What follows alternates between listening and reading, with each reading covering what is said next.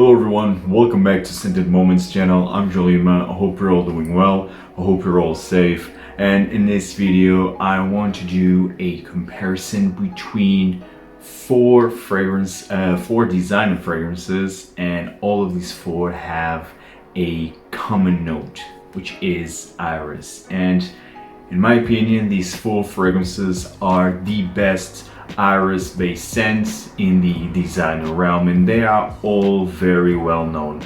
So without further ado, I will briefly talk about each one of these four fragrances, and in the end I will tell you what is my least favorite to my favorite iris scent in the designer world. But just to be clear, I love these four fragrances equally, and that's why I have them in my collection. But in terms of iris, I have my favorite. So that being said, let's talk about these fantastic fragrances. First, I have here a fragrance from the house of Givenchy, and it is Givenchy Gentleman Eau de Parfum. This one right here, gorgeous looking bottle. This was released in 2018 if I'm not mistaken, and back then this didn't surprise me all that much. I was not blown away when I first tried this one. Why? Because it goes in that same vein, in that same category of iris, cacao, leathery, sweet, dark, mysterious, sensual. So, and these four fragrances share that quality, share that character, but in different ways. But this one, when I tried it, I was like, okay, this is heavily inspired in Dior Homme line, in Valentino Uomo line, so I was not very impressed. But quite honestly, this year it clicked actually, and now I really do love it, and that's why I have Givenchy Gentleman Eau de Parfum in my collection. This, of the four fragrances that I have here, it's the one that doesn't have a very prominent iris note. So this has a note of orris. So usually real orris has a butcheriness in it, a slightly powdery, makeup-y-ish, and very, very buttery. But usually in the designer realm, we have a very strong makeup-y feel of the iris, which has that quality. But usually when it's real iris, or in this case real orris, usually it's much more buttery. Nonetheless, this one has iris, but the iris here is much toned down. This is more about Tolu Balsam. This is more about patchouli and vanilla. So this, man, it's fantastic. It's very elegant. Well, gentleman actually really defines this fragrance. Very gentlemanly. This is very formal. It's perfect for formal events. So it still has a sweetness in here, but it's much more balsamic, much more earthy and vanillic than irisy, makeup-y, leathery. Doesn't have those the leather note, and the iris here, it's there, it's present, has a butcheriness in it, but not as prominent. This is more about balsamic nuances, more about vanilla and a bit of patchouli. Nonetheless, stunning fragrance right here, and you can see the inspiration, but it's not at all similar. I love this one. This is perfect for date night scenarios, perfect for formal events. This actually performs really well. 8 hours average with this one, which is fantastic. I love this. Is Givenchy Gentleman Eau de Parfum. The next fragrance that I have here is from the house of Valentino, and it is Valentino Uomo Intense. This one right here, gorgeous looking bottle, very unique looking bottle. This is actually my second bottle of Valentino Uomo Intense. I purchased my first Valentino when it was first released in 2017, if I'm not mistaken. And well, now I have a 100 ml bottle size like this. So this, unlike Givenchy Gentleman Eau de Parfum, this has a much more prominent iris note. This is a full-on iris right in the opening, very butchery, makeup-y, and it has a very strong cacao accord right from the get-go. It has this dark chocolatey feel, very leathery. As it starts to develop, the iris is a bit toned down, but it's always present. And then you have a very strong dark leather accord. It has a touch of vanilla in here, definitely. This is all about iris, a very strong cacao-ish, dark chocolate, I would even say, iris. A bit powdery, a bit makeup-y, not too much. And then you have a very strong dark leather accord with a hint of vanilla. Stunning scent. This is a very bad boy type of scent. Very bougie, very avant-garde. It's more avant-garde than the Givenchy Gentleman Eau de Parfum. A bit more daring and more raw, more bold. And actually the performance, it's better in this one than in, at least on my skin, than Givenchy. This is borderline beast mode on my skin, of course. It's fantastic. This is for me perfect for night out occasions, perfect for date night scenarios if you go easy on the trigger. And I love this. If you want a very strong iris scent, very dark, mysterious, sweet iris scent, this one is the one for you. It is Valentino Uomo Intense. So the next iris fragrance that I have here is from House of Prada, and Prada is very well known to make their very soapy, irisy fragrances, and this one is one of my favorites. Actually, it's my favorite from the L'Homme line. It is Prada L'Homme Intense. This one right here, released in 2017. This is a soapy take. A dark soapy fragrance, if I will add. This is, if you already tried Prada L'Homme is very soapy, clean, musky. It's very office safe scent. This one adds more character, more personality. Here you have the patchouli. Here you have a more dark iris scent. Although still maintains the soapy qualities, you now have more cacao, more of a earthy patchouli, a bit more herbal, more woodsy. It's lovely, wonderful fragrance. Here the performance is average. I mean, doesn't project all that much, but actually will last you through the entire day. At least on my skin, I get solid 8 hours. It leaves a nice scent cloud around you, but it will not push. You will not fill a room with Prada L'Homme Intense. Hence, I will say that this is still perfect for office scenarios. I think this is a perfect signature fragrance for the fall and winter time. I think this is very versatile, the most versatile fragrance of the four, actually, in my opinion. I think Givenchy Gentleman Eau de Parfum, it's very classy, very formal.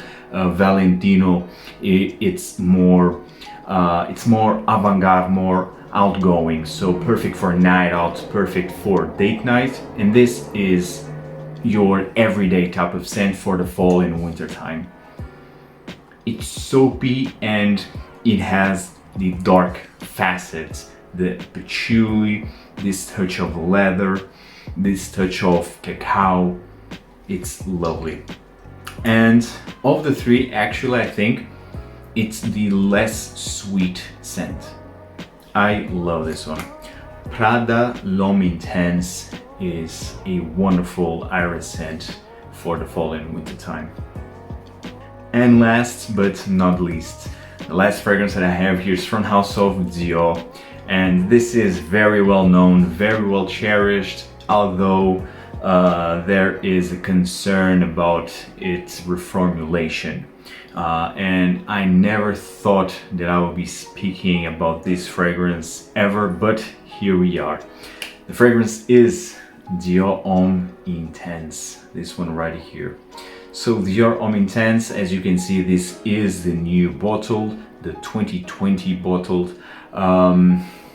This is a 100 ml bottle size, and I will be honest, like I already told you on my review of this fragrance, I was not a big fan of this one. Actually, this was my least favorite of the Dior Homme line.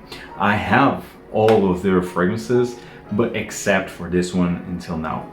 So this is fantastic. Dior Homme, before they reformulated Dior Homme, the original, Dior Homme for me was my favorite designer line, and that was the reason why Dior was actually my favorite designer brand. You have Dior Homme, for me the original, it was a masterpiece, and it still is because it's still available. It's a France exclusive, but you can pick up Dior Homme, the original, in some online discounters here in Europe. Of course, I don't know if they ship for USA and Canada, I don't know about that, but I already found Dior Homme, the original formulation, on a European designer, in the European website discounter.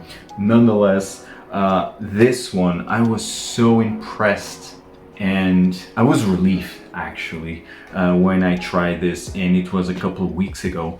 It was in a local perfume store here in Lisbon, and they already have this one available, and I give it a shot just to see how bad this was, because guys, you all know how much I hate Dior Homme 2020.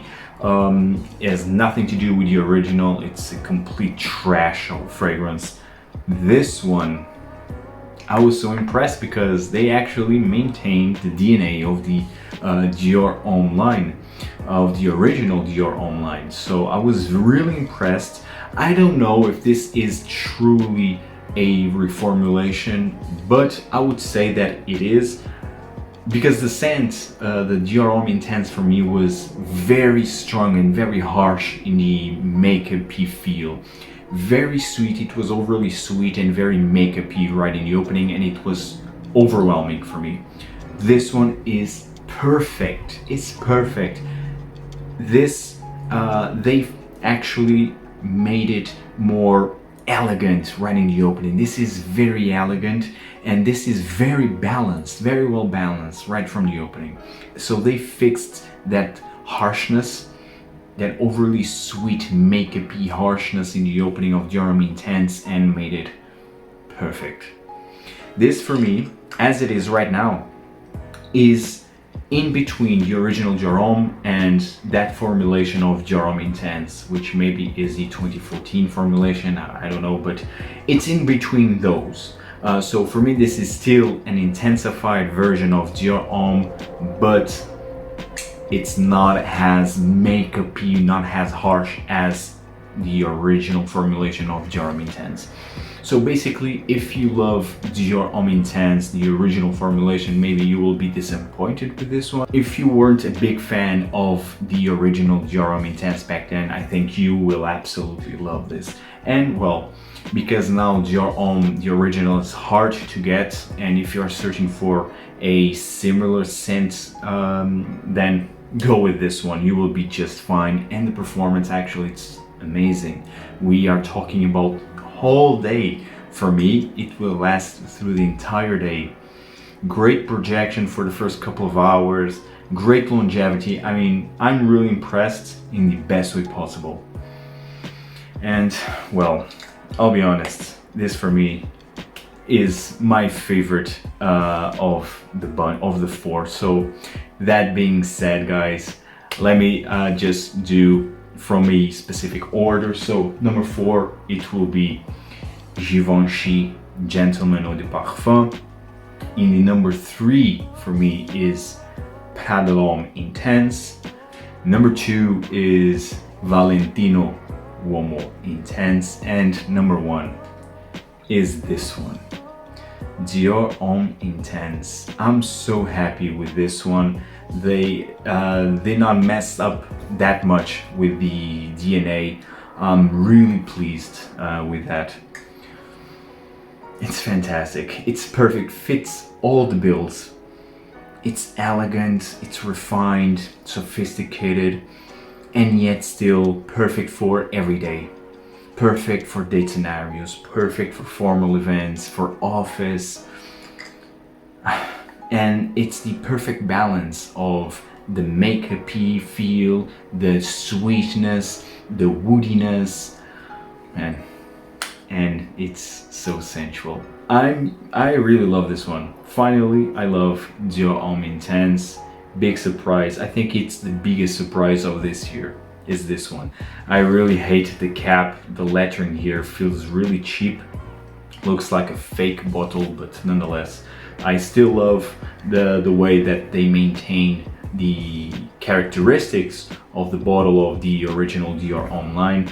It's a bit more elegant, I would even say more tame. They cut the edges more, so overall I'm very happy with this one.